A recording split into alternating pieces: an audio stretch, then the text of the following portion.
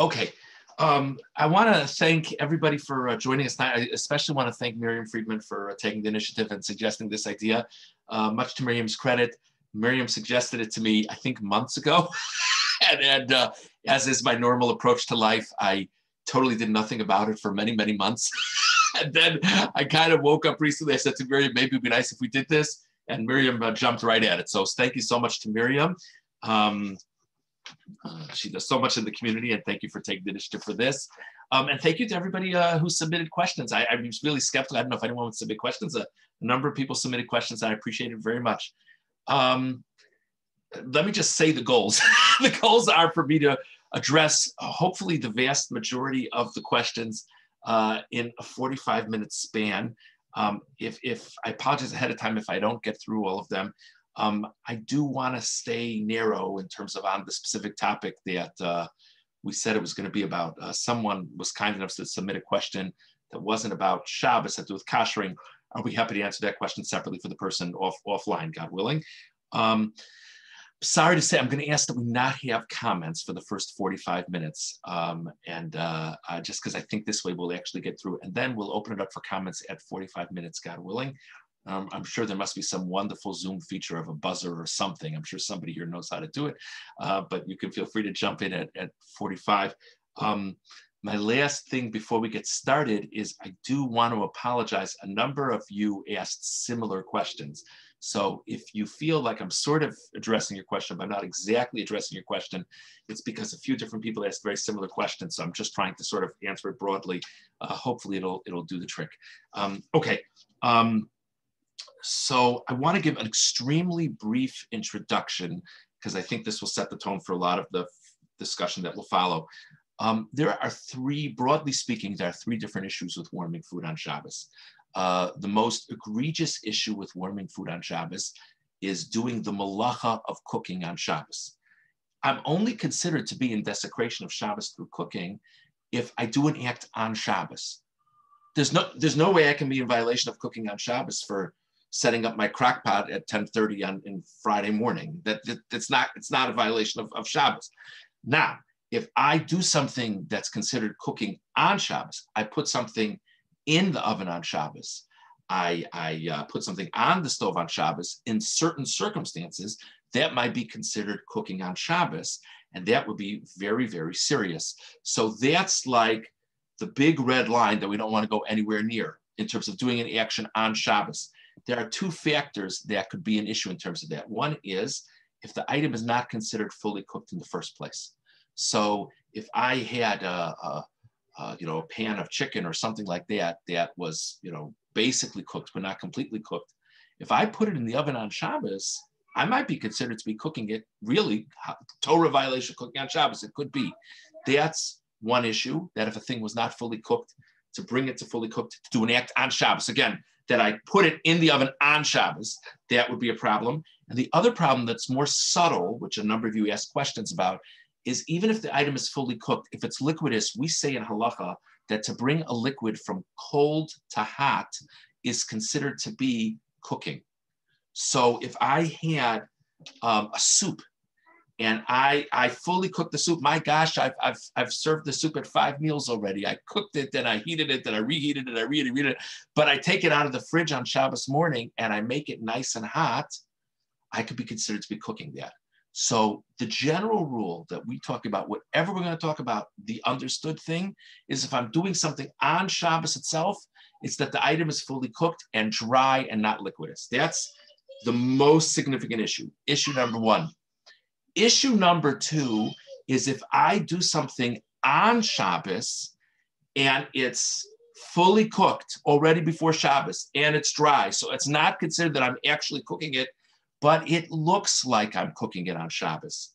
The rabbis were very worried that even if I'm not cooking it at all, but if it looks like I'm cooking it on Shabbos, the rabbis were very concerned about that. That's issue number two. And then issue number three is I put it on the heat source before Shabbos. So I'm certainly not cooking on Shabbos because I stick it on before Shabbos and I just leave it there. I don't look like I'm cooking on Shabbos because I didn't do anything on Shabbos. And yet the rabbis still had concerns. And the concerns the rabbis had was that a person might come to increase the heat out of concern that things aren't coming along as quickly as they want it to be. And so the rabbis were concerned about that. So again, I need to make sure I'm not actually cooking on Shabbos. If I do anything on Shabbos besides not being actually cooking, it has to be obvious that I'm not cooking. And even if I'm warming something going into Shabbos, the rabbis had certain concerns that I might come to increase the heat if things aren't coming along as quickly as I would like. Those are three different issues. With those three different issues in mind, let's try to address a number of questions here. First question is how to work with a hot plate. Okay, how to work with a hot plate. So a person has a plata, a hot plate, to which they're going to warm things. Let's go do two scenarios. Scenario number one is they want to have their soup nice and hot for Friday night dinner. Okay, and they don't want to keep their stove on, whatever it is, the hot plate they're more comfortable with. So they have a hot plate set up.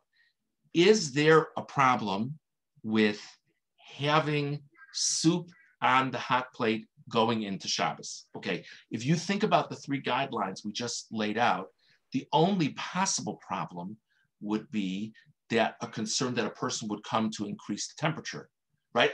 I'm putting it on the hot plate before Shabbos. Nothing else should be an issue.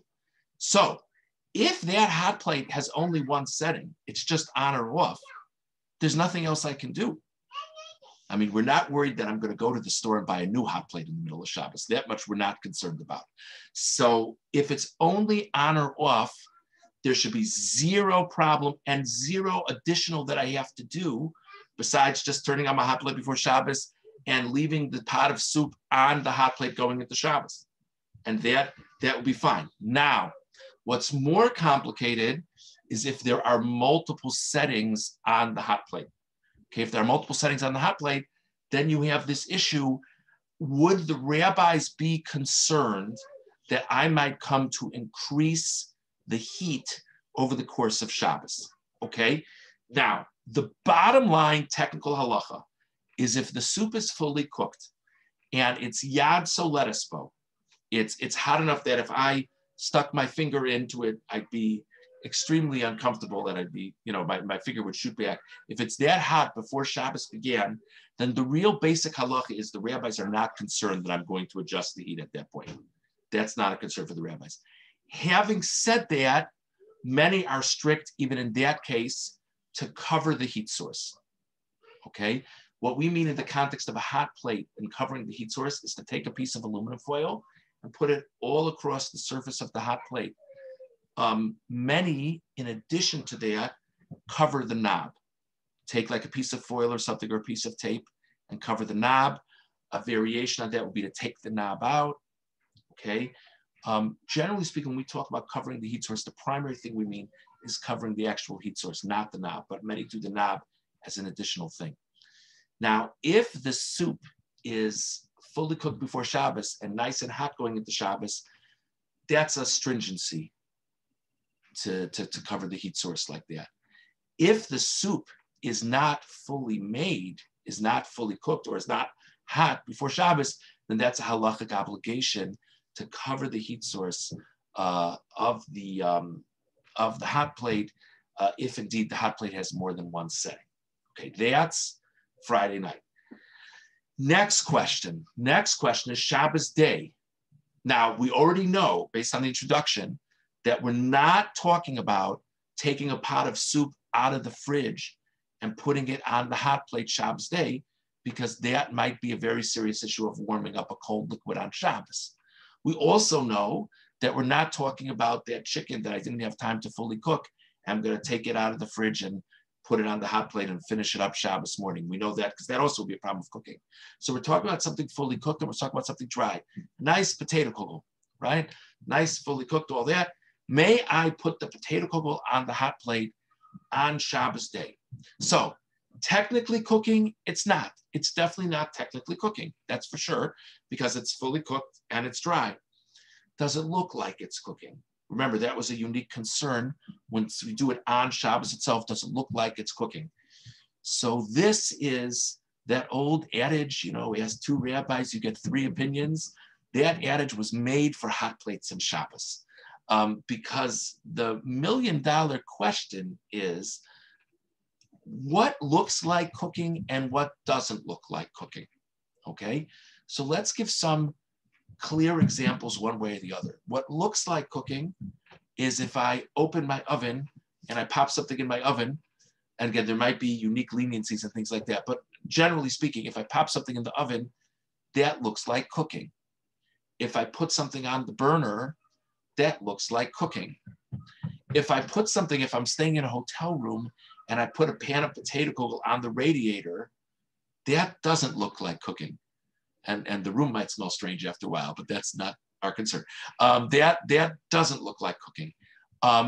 If I put my pan of potato kugel on top of the cholent on the Crackpot, not in the cholent, but like I have my cholent on the Crackpot, and then on top of that, I put a pan of potato kugel, that does not look like cooking.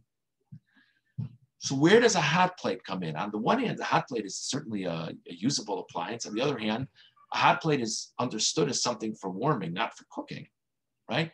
So you get different opinions about this.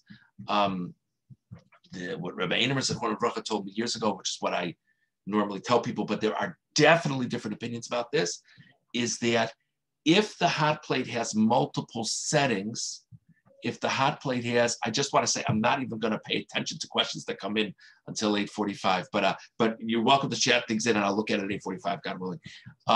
If the hot plate has multiple settings, then on some level a person might consider that to be more of a cooking instrument. And so therefore, Rabbi Einemer's opinion was that if you want to warm up a potato kugel on Shabbos, take it out of the fridge Shabbos morning and put it on the hot plate, you have to do something else to make it obvious that you're not cooking.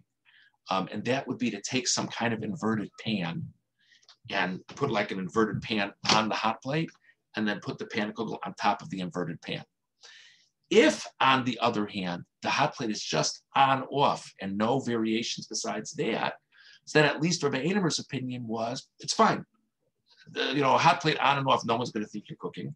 And as long as it's dry and fully cooked, it should be fine to just put it on the hot plate on Shabbos.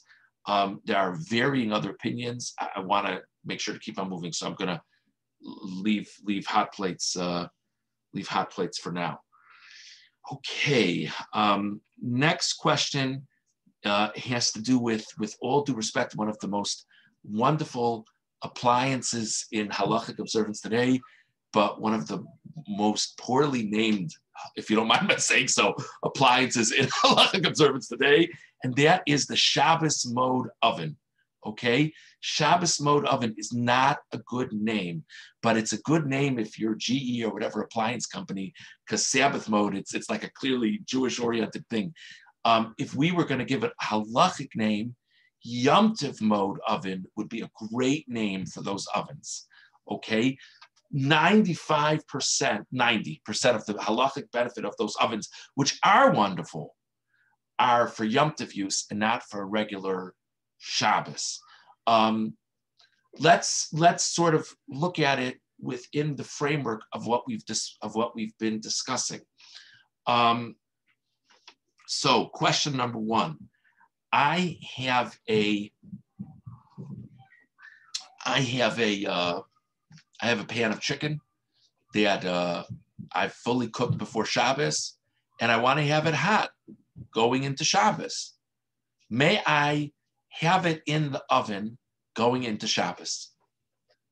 I'm not putting it in on Shabbos. I put it in before Shabbos. It's fully cooked. It's even hot. Okay? So the basic halacha, similar to what we spoke about with the hot plate before, the basic halacha is, if coming into Shabbos, it's fully cooked, and certainly if it's hot, I can have it in the oven going into Shabbos. We're not worried I'm going to raise the heat. And that halacha is true even if it's not a Shabbos mode oven. Okay? Statement number one. Issue number two, is there a problem with me on a Friday night? Is there a problem with me opening the oven when the oven is on to take out the food? Okay? So there are two issues with opening an oven while it's on to taking out the food, okay? One issue is if I happen to know that the moment I open the oven, that will make an electric current come, then I'm not supposed to open the oven that way on Shabbos. Okay, that's one of the benefits of the Shabbos mode oven. One of the benefits of the Shabbos mode oven, if I'm not mistaken, is it has delayed reactions to things. So a Shabbos mode oven on Friday night, I can open it without any concern. Now, I would tell you that the vast majority of the ovens that we have, one can open without any concern, because normally when you open it, it's not like in that moment it's necessarily going to have a rush. If you have the type of oven that there's that light, which indicates if the electric current is currently going, no pun intended, Menashe, if the electric current is currently going, if you know that the electric current is currently going, that's a good time to open the oven because you're not going to be activating anything. But the bottom line is most of us, I don't think, have ovens like that today. And so the bottom line is when I open, it's okay for me to open an oven that's on and take out food, even if it's on Friday night, okay? The catch is like this. The catch is that if I have other food in the oven, okay, if I have other food in the oven that I'm leaving in the oven, so when I close the oven again, I want the temperature to be nice and hot inside the oven because I'm leaving food in there for a reason, okay? So then it's considered concerning because then when the temperature of the oven ultimately does increase, it's something that I want it to happen.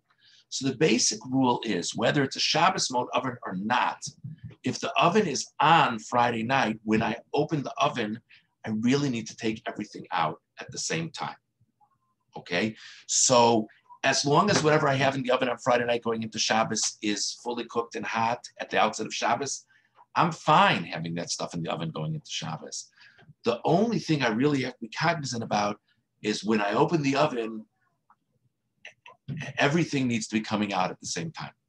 That's just something to keep in mind. So it wouldn't be that I'm opening the oven to take out the fish and then I'll leave the main course in and I'll come back and get the main course in a few minutes. That I wouldn't do that. That wouldn't be correct. Okay. In terms of Shabbos day, so if you think about it, based on the framework that we said, if the concept is I'm taking something out of the refrigerator Shabbos day and putting it in the oven, that in normal circumstances would be concerning because an oven is certainly something that we associate with cooking. Rabbi Einer Zechron Avracha had a certain leniency that you're only allowed to utilize if you remember Barbara Price as a babysitter. Sorry, I just but I'm just kidding about that. But Rabbi Einer did have a leniency, and if people use that, then of course is fine. I was joking about that. But Rabbi Einer did have a leniency in earlier years that he did tell people, which was that if inside the oven they would put inverted pans, then that would be all right to put something in on Shabbos. Of course, it would have to be something fully cooked and dry. To be very candid, he was not as inclined to teach that leniency, and this is what he told me directly in more recent years, but certainly if a person has been using that over the years, they certainly should continue to use that leniency. Now, just so I don't get any, in my line of work, I get a certain amount of nasty emails anyway, but just so I don't get any nasty emails about this topic, in the Shul's kitchen, first of all, the Shul's kitchen did rely on that leniency I just mentioned years ago, but in more recent years, in Rabbi Einer's tenure, the Shul does have warmers that it allows for things to be put in on Shabbos, but the rationale, as long as the item is fully cooked and dry, the rationale behind that, so Rabbi Einer's opinion was the warmers are very obviously not instruments for cooking, unlike an oven. So that's a different story. Okay, let's keep on talking about an oven. We're on the topic of Friday night now, okay? And let's say the oven is off. This is a very common thing that people do. The oven, thank God, you're cooking all kinds of things before Shabbos.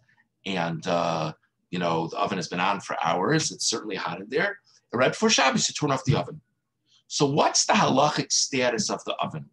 Is it considered like a cooking instrument? Is it not? So that's a very interesting question. It's a very fair question. My personal understanding, you might get different opinions from others, I don't know. My personal understanding is that as long as currently the heat within the oven is Yatsa Lettucebo, which would mean it wouldn't be comfortable to stick your hand inside the oven, then you should really treat it as a heat source. Now, as we described, as long as I have stuff in the oven going into Shabbos, it's fine. What it would mean is if the oven is still Yatsa Lettucebo, I would not encourage lighting candles, excepting Shabbos, and then putting things in the oven, if that makes sense. On the other hand, if the oven is a lower temperature than Yatsa Lettucebo, and you could freely stick your hand inside the oven, and and you want to put things in the oven, I don't see that as a problem. Many of the finest homemakers in our community and throughout Klal Yisrael have stuck dirty dishes in the oven from time immemorial, when the oven is off. And then that, of course, now theoretically, by the way, if I wanted to make something a little bit warm, if the heat in the oven was less than Yatsa Lettucebo and I wanted to make it a little bit warm, I don't see a problem with putting it in the oven, because I think if it's less than Yatsa Lettucebo, it's not considered a heating instrument anymore. Okay. Somebody also asked, let's say I have the oven on a timer. So the oven was on at the outset of Shabbos, and then the oven went off. The oven went off, whatever, an hour after Shabbos, right around the time that I'd be opening the oven to take out the food. So certainly it's okay to have food going in there, food in there before Shabbos, even if the oven was on. We said that was okay, as long as it was fully cooked and hot. The one practical thing would be, if the oven is off when I'm actually opening the oven, then it would be all right to leave some food in there for the next course, if the oven was actually off. That would be the one practical benefit of the oven being off. A person asked a question about what if you make a mistake. I am gonna hold off on that one just because it's the person's welcome to contact me about it later, but it's sort of a complicated discussion. I think it's a little bit off the path. It's a fair question, but they're welcome to contact me about it later. Okay. Next question I'd like to discuss is when we talk about covering a heat source, what do we mean? So we discussed this a little bit, but I just want to talk about it a little more clearly. Normally, when we talk about covering a heat source, what we really mean is the actual source of the heat. So for example, in the context of the hot plate, forgive me for not having a hot plate here, but we mean the surface of the hot plate, to cover the hot plate. Normally we say, according to most opinions, it does not suffice to cover the knob if you're not covering the surface of the hot plate. I don't want to say all opinions, but the general consensus is you really need to cover if we've decided you need to cover the heat source, you need to actually cover the heat source. Many opinions also encourage covering the knob. Okay, now I have gotten a question or two recently about covering a crockpot. So with my wife's permission, I unplugged our crockpot from upstairs. Okay, now my wife is a very wise woman. My wife said to me, do me a favor, before you bring the crockpot downstairs, make sure you agree with how it's covered. I don't need you to I don't need you to share with everybody on the Zoom that you don't agree with something. So I did look closely at it. I'm very happy with how our crockpot is covered. So I hope you can see this relatively well. So if you see this, so the heat source, now the truth is this crockpot is more covered than it really has to be at a minimal level. I would say the minimal level is the surface, the bottom surface of the crockpot should really be covered, because that's really where the heat would be coming from. Just in case anyone doesn't understand, this is the external pot. The earthenware insert is not here right now. My wife told me if I were to take that, I have to volunteer to clean the cholent pot for 3 weeks. So I didn't bring it down. But the basic obligation to cover would be this basic bottom. Now, there is an additional halachic benefit in covering it in a way that you could even see the foil from the outside. As you see is clear, there is a benefit in that. I would not say it's an absolute necessity, but there is a benefit in that.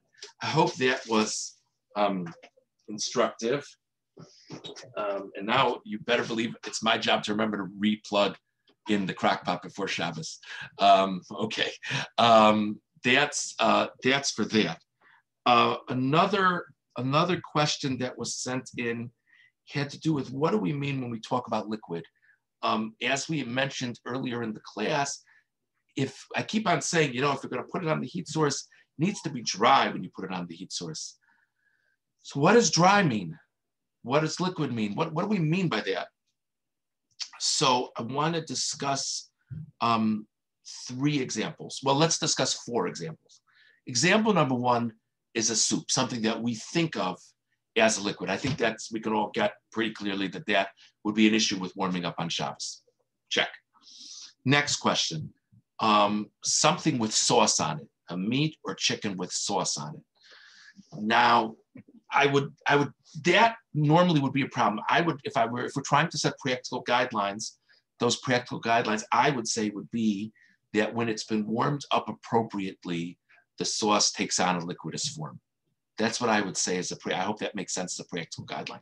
So in other words, sometimes you cook something and part of how it's cooked is that I'll give you an example. Think of like a meatloaf with a sauce on it or something, with a sauce that's sort of caked on. You know what I mean? Even if you warm it up, it's not, it's I don't know if it's a good example or not, but I'm saying it's not intended to become liquidous even upon warming up. So if the sauce isn't supposed to take on a liquid form, I really don't think it's a problem.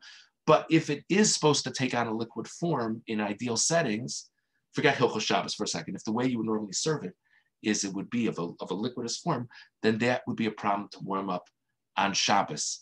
The next example is a little more complicated, which is there are certain things that have a way of creating condensation at the bottom of the pan. So a classic example of this is if you take like vegetables, like grilled vegetables or something, I don't know, grilled vegetables, but cooked vegetables, and you have a pan of them, and they've been sitting in the refrigerator, since whatever, Friday morning, whatever it is, and now you're going to put them on the hot plate Shabbos morning.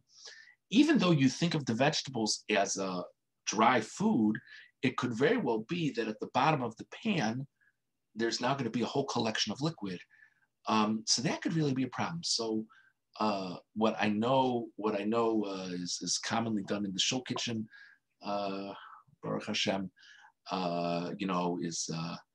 Price has done it numerous times, I know, is to take the vegetables out of the pan in which they were stored and put them in a new pan. The idea being that whatever condensation, is kind of like left behind. Now, someone asked me a good question, let's say like a meat pie with a liquid inside or something like that. So something if the liquid is not even visible, I don't think I would worry about that. If it's going to be that you're going to kind of break it open, you know what I mean, and then it's like a practical soup inside of your thing, then that's an issue. I don't know if I'm giving you a practical guideline or not.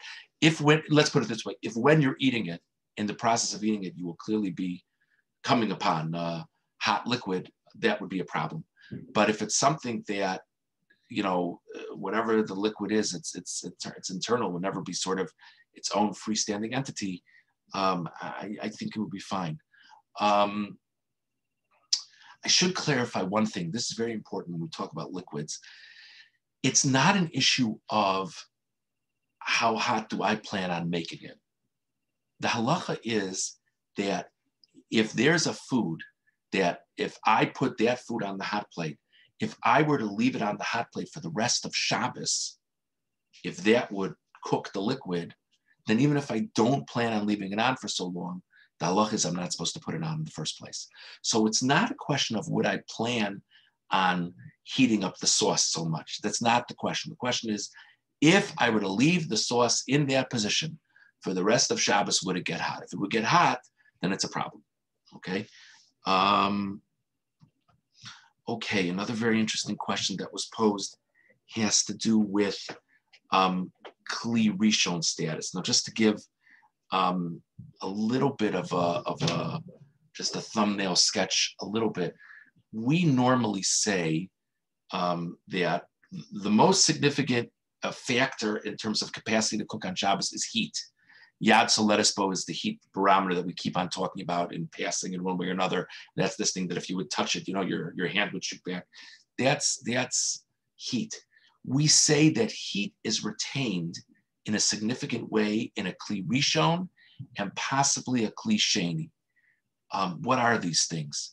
Kli Rishon is the vessel in which the item in question was warmed up. So think of a hot water urn. I have my water, I warmed it up before Shabbos. It's nice and hot on Shabbos. The urn is the Kli Rishon, literally translated first vessel. It's the vessel in which the water became hot. Then I pour some of the water from the urn into a cup. The cup is the Kli Sheni, it's the second vessel. So there are certain things, and I didn't get any specific questions about this, so I'm not going to address it. There are certain things that I'm not allowed to put into a hot Kli Rishon. There are other things I'm not even allowed to put into a hot Kli Sheni. As a general rule, if I have an item that's a Kli Rishon, and there's something inside of the Kli Rishon that's hot, or even a Kli Sheni, I have to be very wary of putting uncooked things in that vessel. So, for example, I don't know how good of an example this is, but just it's what popped into my head. I have my cup of hot water, and the urn in which the water was heated is a Kli Rishon, and the cup into which the water was emptied is a Kli Sheni. And I have this sudden urge to cut a piece of lemon and stick the lemon inside the water. I'm not sure if that makes sense, but just theoretically speaking, the lemon, of course, has never been cooked before. So we would be concerned that I'm cooking the lemon in a Kli Sheni on Shabbos. So that's just like the general context. What we're talking about a Kli Rishon, Kli Sheni. So how long is a Kli Rishon a Kli Rishon? Let's say there's something that I warmed up in the oven. Okay, I warmed it up before Shabbos. I had this casserole that I stuck in the oven before Shabbos. It's Friday night. I take it out of the oven and I bring it to the table. That casserole is a Kli Rishon. How long is it a Kli Rishon for? So practically speaking, I would say it remains a Kli Rishon until the items, or until it itself and or the items in it are no longer Yatzel Lettucebo. In other words, if I can comfortably touch the casserole and the items in it, it no longer has Kli Rishon status. Okay, that's regarding that. Now the person also asked, is there a difference between solids and liquids when it comes to Kli Rishon? So there's different opinions about this in halacha, but what we commonly hold is that solids are considered to retain heat in halacha better than liquids do. Liquids are more defined by the vessel in which they're found, and a solid is more of a natural heat retainer. So what this would mean would be as follows. If I have soup that I made in a pot, okay, and nobody asked about this, so we're not going to get into this either. But let's just say that for argument's sake, that the ladle with which I serve the soup has status as Kli Sheni, and the bowl in which I'm eating the soup is status as Kli Shlishi, third degree vessel. So we normally say that a third degree vessel doesn't have the capacity to cook. So there are different opinions if that soup bowl is a Kli Sheni or a Kli Shlishi. We're not getting into that now, but assuming for a second that soup bowl has status as a Kli Shlishi, I don't have to be worried about what I put in the soup. Okay. On the other hand, if I have a solid food that I take out of the oven, it's nice and hot. I have potatoes. I have potatoes and I take it out of the oven Friday night. We actually would say that as long as the potatoes are still Yatzel Lettucebo themselves, even if they're in a serving dish, on a plate, they've been from one dish to another, we would say that still retains Kli Rishon status. So that's what we normally say. That was a pretty complicated question. My guess is that not everyone's with me on that one, but for whoever feels comfortable with the discussion, I hope that answered the question. Okay. Another interesting question. Is there a problem with warming up a frozen roll on Shabbos? Now, some people would probably, when you hear this question, you probably think, wow, that's such a silly question. The truth is there's a whole halachic issue, which I'm not going to get into in great detail, but I believe that where the questioner is coming from is it a problem is it a problem of sli? Is it a problem of what's considered roasting? I believe that's where the question was coming from. Practically speaking, we normally say that it's okay to warm up a roll on Shabbos. We would normally say it's okay to warm up a roll or challah on Shabbos. The one reminder I would give to people is what we discussed at the beginning of the session, which is if you're doing it, you need to do it in a way that it doesn't remotely look like you're baking, okay? So one of the classic things that's done is people put it on top of their cholent pot, right? No, not in the cholent, but on top of the cholent pot. Another thing that some people do, I always find out how many people do it when they ask shilas about kashering for Pesach. Some people put it on top of their urns. So that's another thing that people do. Both of these examples are obviously not something that would be confused with the actual baking, but I would definitely say it's okay to warm up a frozen roll or challah on Shabbos. Okay. Okay, somebody asked a really, really interesting question. I'll first frame the question how it was asked, and then I'll share with you another version of the question. Someone has an urn, my guess is many of us have urns like this. Someone has an urn that brings the water to a boil, and then after a little bit, the water kind of goes to a point below boiling, and then the urn kind of gradually heats it back up again. So the water is regularly shifting back and forth between boiling point, lower, and ultimately back to boiling point. Now, if you remember, actually maybe we didn't mention this, we spoke a lot at the beginning that for me not to have to cover a heat source, it has to be fully cooked or hot coming into Shabbos. For liquids, the normal barometer for hot is boiling point. That's normally what we say.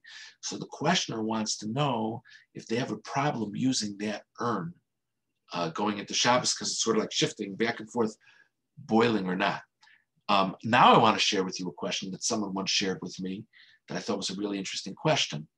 This is an interesting question too, but another interesting question. A person had water heated up before Shabbos in an urn, like we all do. And then there was a blackout, right? So, and there was a blackout for 3 hours. And then thank God the electricity came back on. But by the time the electricity came back on, the water had gone all cold. So we would have concerns, presumably, if someone, put cold water on in an urn right before Shabbos. So is this a concern? That they didn't do anything wrong, but are they allowed to use that water that gets heated up again over the course of Shabbos? Which, when you think about it, is very similar to the question that was posed in this context.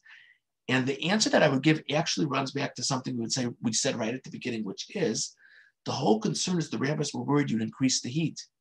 How many heat settings do you have on an urn? It's just on or off, at least the ones that I'm aware of. If it would be an urn with multiple settings, these issues might be more of an issue. But to the best of my knowledge, urns are just on and off. So there's nothing you're going to do anyway. So I would say that both of those cases is not a problem. Thank you for raising the question. It's an important question. But I'd say both those scenarios would not be a problem. Okay, somebody posed a question. I hope I understood it correctly.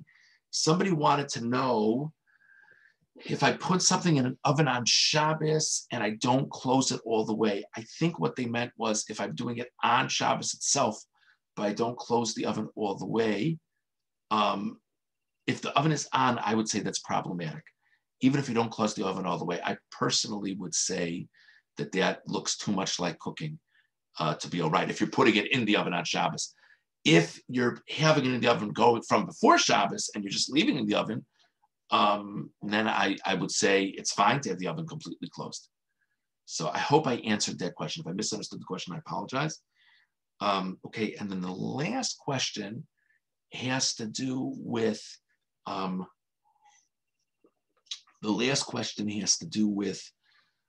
we know that there's an issue with insulating things on Shabbos. Okay, Now, I first want to be clear. What we mean by insulating things is not putting something in a vessel. That's fine. What we mean is I store it in whatever way I normally store it. And then beyond the normal method of storing, I wrap it so as to retain its heat better. Okay? If I had it set up that way before Shabbos, most cases it's okay. But I'm not allowed to wrap it on Shabbos to retain its heat. And even if I did it before Shabbos, I'm not allowed to wrap it in conjunction with the heat source. So, for example, just so we're all on the same page, in our house, many times over the years, if we wanted to serve soup Friday night, we didn't want to leave a burner on. We didn't want to leave a hot plate on. So many times what we've done over the years is right before Shabbos, we would turn off the burner. And still before my wife benched licht, we would wrap the pot of soup in, you would take the soup off the burner and would wrap it in towels. If you wrap it before Shabbos, that's okay. Now, what's not okay, even if you do it before Shabbos, is to wrap it in towels and then still have it on the burner, which probably is dangerous anyway. But I'm saying from a Hilchos Shabbos perspective, to wrap something when it's on a heat source is problematic. So the question is, am I allowed to wrap food in foil and put it on a hot plate? So again, if it's just a regular receptacle that has a lid or something, we're not talking about that. We're talking about I take a piece of chicken and I wrap it in foil and I put it on the hot plate. To the best of my knowledge, that would be problematic on Shabbos. I believe the way it would be okay would be if at least part of the food was exposed, not completely wrapped by the foil. The general barometer for that is not if I was peeking at it, 5 inches away, but if I could see, if I was standing, 10 feet away, would I notice that it wasn't completely wrapped? That's the normal barometer for that. I hope I answered the question. These were great questions, both in terms of just very practical questions, and they covered a wide section of things. What I would like to do now is, so I'm done going through the questions, and thank you so much for great questions. Again, thank you to Miriam for taking the initiative for organizing this.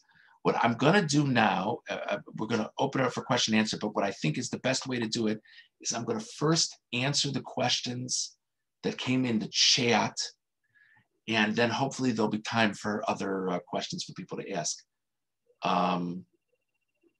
Okay, so the first question, what about putting chal on top of the Shabbos urn to warm up?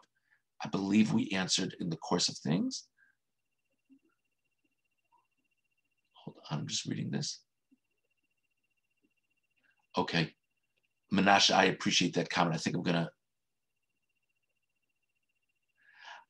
leave that for now. Your point is well taken, but I think I'm gonna leave. Thank you very much. Okay, those who are in the regular Halakha class know I must read all of Menashe's puns. So Menashe wrote something very interesting to me, which I'm not going to get into, but he also wrote to me, so if you heat up liquid in food on Shabbos, you get in hot water. Thank you very much, Menashe. Thanks a lot. Okay. He also said the solid food discussion is a bit of a hot potato. Thank you, Menashe. Okay. That's a very interesting question. Ruvain, thanks for that question. When we talk about a potato being yatsu lettuce, do we mean the inside or the outside of the potato? Presumably, practically speaking, the context of it would be that you're exposing something to the outside surface of the potato.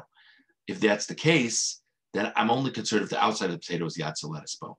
If you were to cut the potato open and expose some of the inside of the potato, then I would be concerned even if the inside of the potato is yatsu lettuce. Thank you for raising that. Yeah. Ruthie, that's an interesting one. Thank you for that. When you're reheating chicken or meat, the meat juice that's gel, yeah, I would say to whatever extent it's possible to sort of maybe scrape away a drop of the meat with the juice, so you don't have a borer problem. But I would say that it makes sense to try to separate it. I agree with you about that.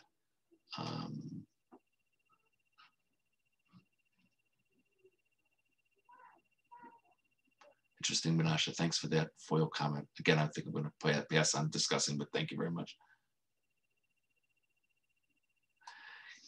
Yes. So Janet, that's a good question. Thank you.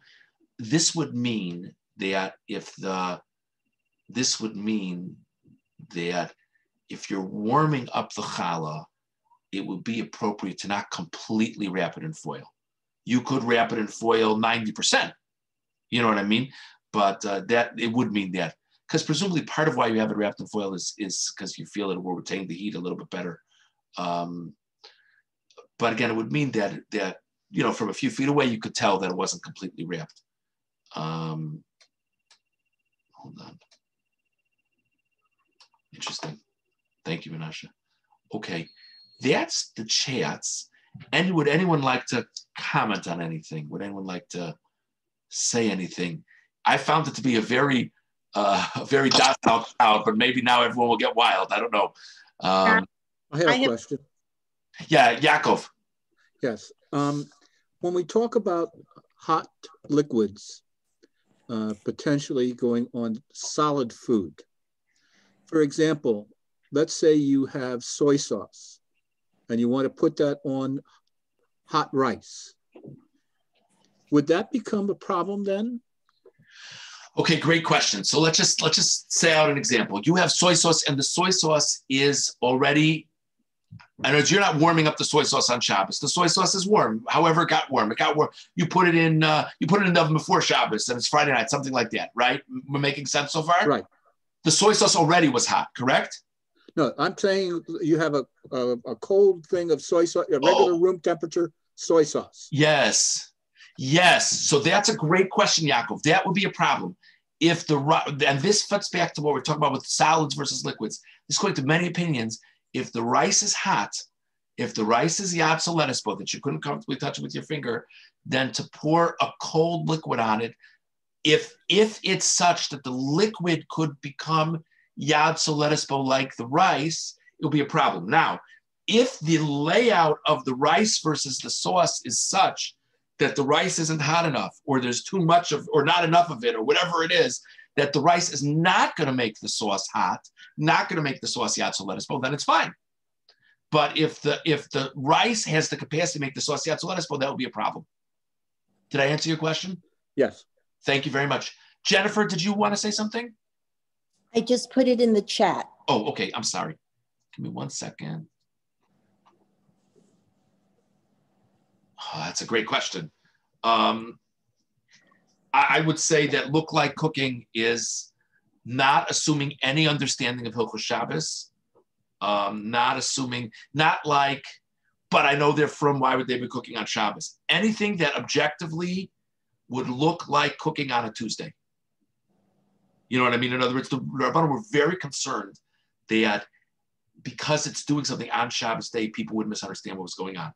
So it's like the onus of proof is making it clear that it's not looking like cooking. You know what I mean? So that's really the halacha. The classic thing that the Shulchan Aruch brings down is what we do with crackpots, in the sense that you have a pot of food that was set up before Shabbos and you put food on top of the pot of food. That's so obviously not cooking. The other discussions with the hot plate, with the radiator, with the urn, all those are takeoffs on that discussion. But you see from the examples, it has to be pretty clear that it's not cooking. I understand, but okay. My other question, I'll send it to you another time then. Are you sure? Are you sure? Well, because it feels like a conundrum, because we use Shabbos lamps where if you're standing outside, you don't know if you're using a Shabbos lamp or you're turning the light on. So I think the assumption is, well, people know that in this community, you're not turning lights on and off. So why is it different for cooking than, say, using a Shabbos lamp? That is an excellent question. I appreciate you sharing that. I could give you two very different answers, okay? One answer I could give you is, you know what? The rabbis didn't have those things. Who knows what rules the rabbis would have made if those things were around during times of the Talmud, but they weren't around, you know. The truth is, there's a lot of difference of opinion about using timers. We're normally very lenient about using timers, but there is a lot of discussion about it. The other possibility, which is probably more the real answer, is the rabbi specifically had a lot of concerns about food and food preparation. That you could insert your favorite joke about Jews and food, but the bottom line is that they definitely, whether it be because we're all doing things with food on Shabbos, whether it be because it's temptations are significant sometimes, they really were very concerned specifically about food related matters on Shabbos. Yeah. Thank you very much. Okay, I'm going to jump back to the chat. Okay, hold on.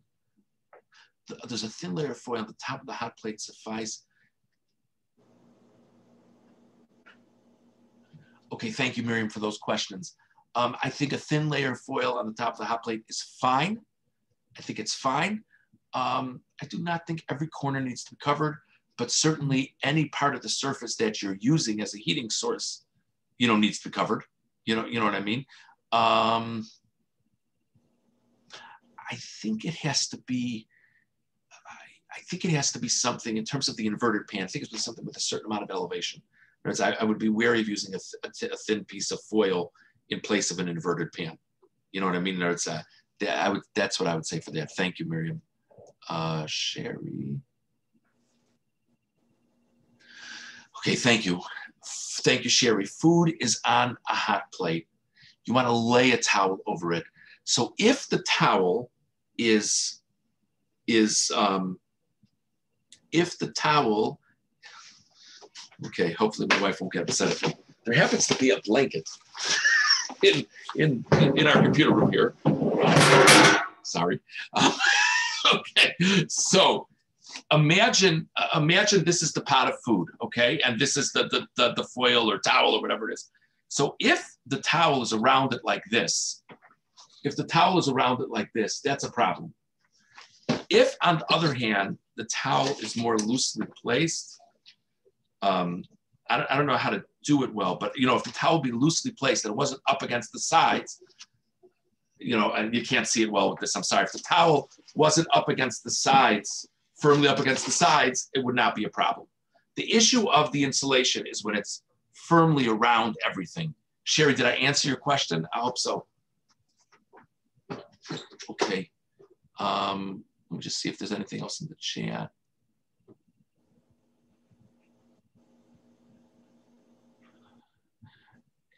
Yeah, so Simi, thank you for that. Technically speaking, if you always make your cholent, if your cholent is always ready before Shabbos, technically speaking, you don't need to do any of that lining stuff. But if you ever like to take your cholent off and then put it back on, you do need to have the lining. And if you are going to do the lining, then what you describe here would be the correct approach. Okay, great. Any other comments, Mrs. Price? A Crackpot. Sort of two questions, and they might follow one another.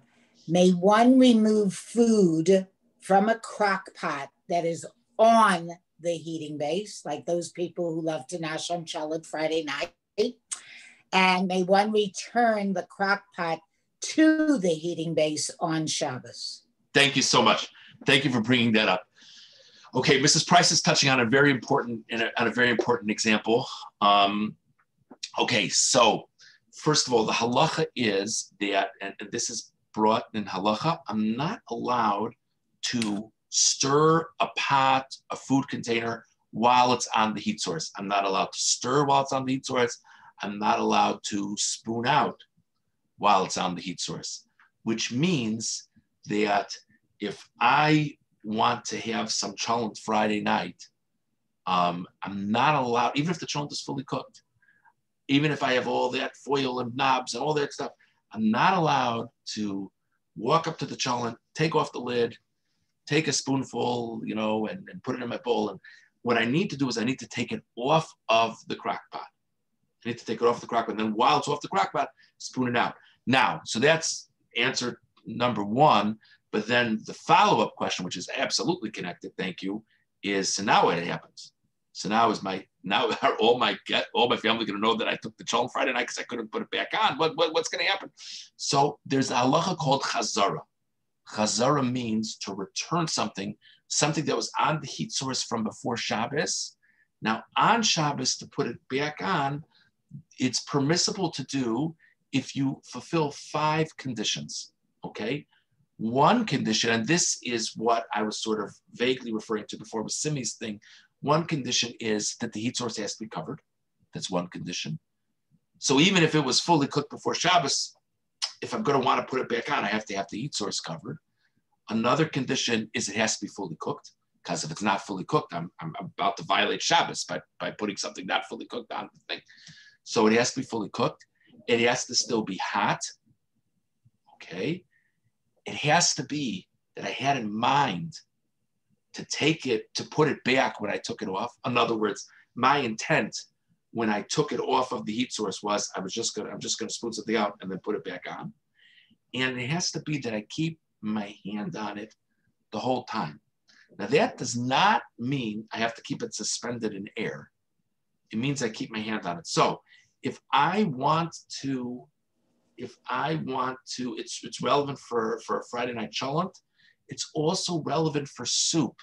If I want to keep the soup on the burner, whether because I think people will want seconds, whether because I want to serve it for Shabbos lunch as well. I don't know if that example, but you know what I mean. People want seconds, whatever. So first of all, I need to take it off of the burner before I spoon it out. That's the first thing. But then what I need to do is I need to have in mind when I take it off, and I'm going to put it right back on right afterwards. But while I'm doing that, so I have it off of the burner that's on, I just keep my hand on the handle the whole time. And the idea of that, but again, I want to be clear, I don't have to be holding it in the air, just to keep my hand on it. The idea of that is that, that the casual observer, it's very obvious that I'm not putting it on for the first time on Shabbos because they were standing there, they saw me doing that. Thank you for keeping me on the straight and narrow, Mrs. Price. Much appreciated. Thank you. Hold on.